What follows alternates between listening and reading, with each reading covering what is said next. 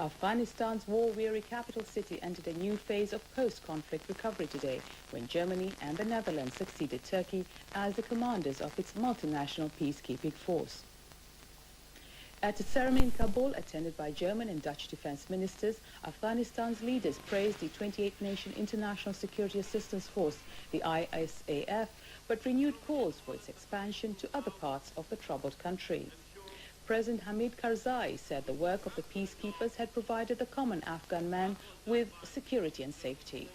Speaking after the ceremony, Afghan Defense Minister Mohammed Qasim Fahim pressed home demands for ISAF's deployment to Afghan provinces still beset by factional violence.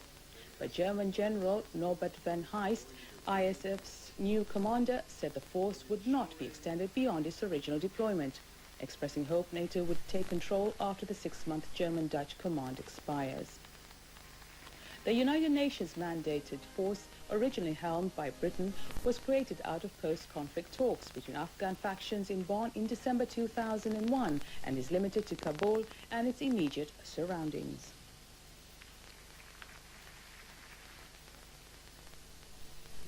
And now for the general weather forecast. Clear to partly cloudy skies will prevail over the northern parts of the Sultanate and a chance of isolated fog patches over Governorate of Dhofar.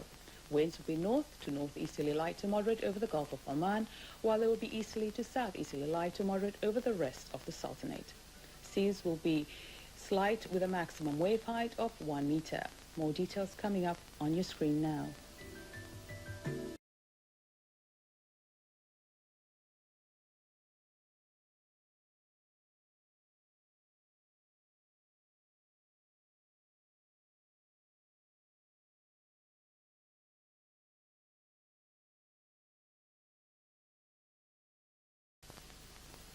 Thank you for joining us, and we'd like to wish all our viewers Eid Mubarak.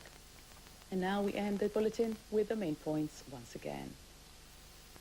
His Majesty Sultan Qaboos receives more cables of greetings on the occasion of Eid al-Adha. NATO members are embroiled in a serious argument over calls for contingency military planning for Turkey in case of war against Iran.